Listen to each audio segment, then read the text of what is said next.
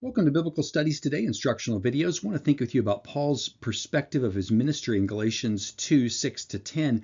Obviously, following chapter 1 in this extensive autobiographical account of his ministry, he describes the power behind his ministry and the purity of his ministry, and pronouns contribute to that. We're in chapter 2 here of Galatians, and I want to notice with you especially the first person pronoun in its emphatic form, highlighted here with that additional epsilon in 3 instances in a short section of text.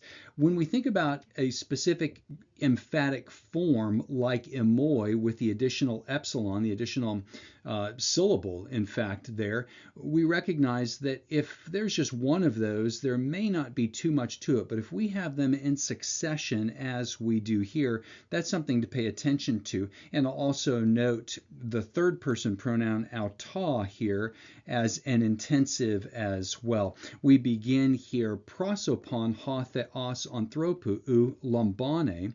Here we have receiving. God does not receive face. He's not impressed with any of the leaders in Jerusalem.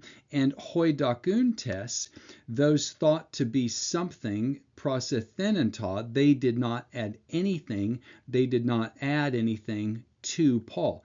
Emoi, they did not add anything, and the emphatic position here as well. We go then to verse 8 and notice emoi here.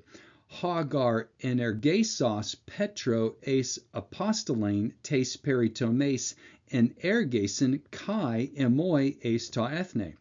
If here in verse 6 we have the purity of Paul's message, and the Jerusalem leaders not adding anything, here we have the power of his message, and that noted the one working in Peter also worked emoi to the nations.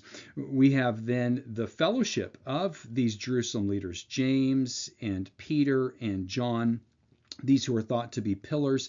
They are giving to Paul the right hand of fellowship, dexeos, emoi kai Barnaba. They give this to Paul as well, and we have the purity and the power and also the fellowship of the gospel. Finally, in verse 10, these leaders are encouraging Paul to remember the poor, and he says, ha kai espudusa auta tuta poiesai.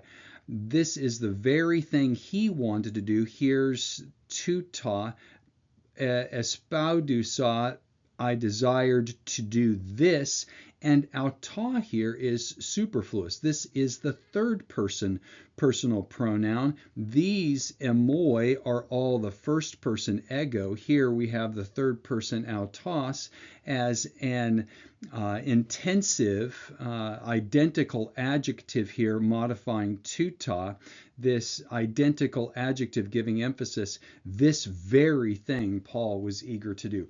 Paul uses pronouns in Galatians 2, 6 through 10 here to show the purity and power of his ministry, and the priority then, we could say also, of remembering the poor and the saints, and all of this for the unity and progress of the gospel.